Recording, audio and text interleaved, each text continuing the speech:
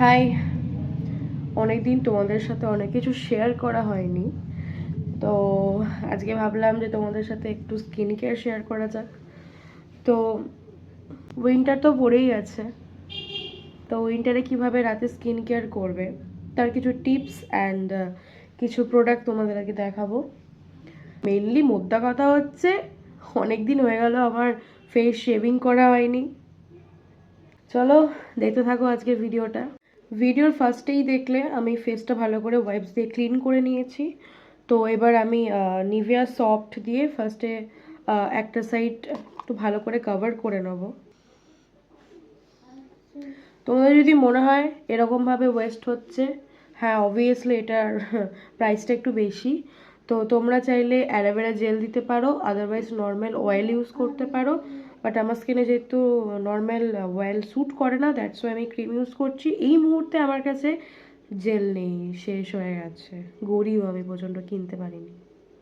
তো দেখে নাও আমি এই রেজারটা ইউজ করি ফেসের জন্য বেসিক্যালি। এটা খুব ভালো, বাট হ্যাঁ প্রচুর সাবধানে ইউজ করতে হবে, কিন্তু প্রচণ্ড শার্প। সো লিটারালি এটার মধ্যে ব্লেড দেওয়া আছে, তো এটা প্রচণ্ড ধীরে সুস্থে ইউজ করতে হবে, তাড়াহুড়ো করবে না। সো অ্যাট ফার্স্ট আমি আমার যে মাথার চুলগুলো আছে ওগুলোকে আমি সাইড করে নিলাম। দেন এরকমভাবে আমি এখানটা টেনে ধরবো। দেন আমার এটা এই পজিশনে থাকবে, না এরকম না সোজা, জাস্ট এরকম পজিশন। আই থিঙ্ক তোমরা দেখে বুঝতে পারছো, যেহেতু আমরা অ্যাজ আ মডেল ওয়ার্ক করি, তো আমাদের ফেসের হেয়ার রিমুভ করাটা ইটস টু ইম্পর্টেন্ট। বিকজ ফেসের হেয়ার যদি আমরা রিমুভ না করি, মেকআপ আর্টিস্টরা বলবে মেকআপ বসবে না, হেয়ার রিমুভ করতে হয়। তো তোমরা যারা ভাবছো মডেল হবে, তো মডেল হতে হওয়ার আগে কিন্তু ফুল ফেশিয়াল হেয়ার কিন্তু রিমুভ করা সো ইম্পর্ট্যান্ট। নোটেড। আমি গোটা ফেসটা রিমুভ করে এসে দেন তোমাদের বাকি টিউটোরিয়ালটা দিচ্ছি, ওয়েট।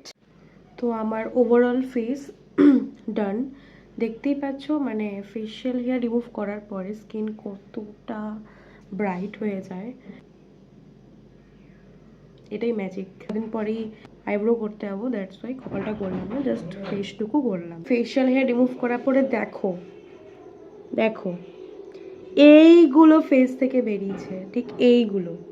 এত কিছু বেরোনোর পরে স্কিনটা গ্লোই লাগে, আর এই স্কিনের ওপরে মেকআপ দুর্দান্ত বসে।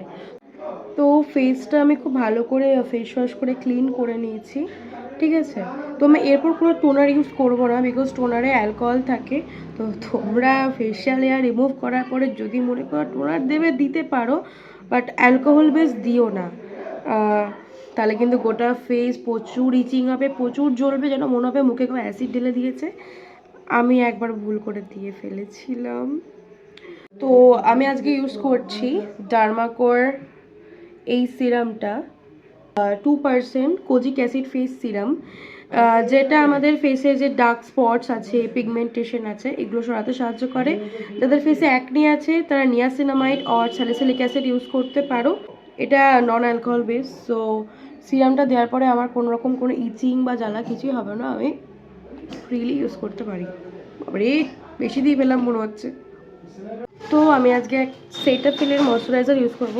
দেখো সেটা হলো কি কিউট না, এটা খুব ভালো সেন্সিটিভ স্কিনের জন্য। তো আমি বেশি নেব না, জাস্ট অল্প, বিকজ এটা প্রচণ্ড ক্রিমি অয়েলি, দ্যাটস ওয়াই। তো যেহেতু আজকে আমি আমার ফেশিয়াল রিমুভ করেছি, দ্যাটস ওয়াই খুব সিম্পল একটা স্কিন কেয়ার দেখালাম। ওয়েট, আমি তো ইউজ করতেই ভুলে গেছি। হ্যাঁ, তো এর থেকে ভালো লিপ বাম মেবি হয় না, না হয় ওগুলো অনেক দামি দামি, এর থেকে এই 15 টাকাই ঠিক আছে। ওকে ডান। সো লাস্ট এটাই ছিল। তো যদি তোমরা চাও আমার মানে একটা মানে ভালোভাবে একটা স্কিন কেয়ার দেখতে, তো অবশ্যই কমেন্ট করে জানাও, আমি কিন্তু নেক্সট আবার তাহলে তোমাদের জন্য ভিডিও বানাবো, আবার একটা ভালো টিউটোরিয়াল দেবো। আজকে তো good night, see you again, by.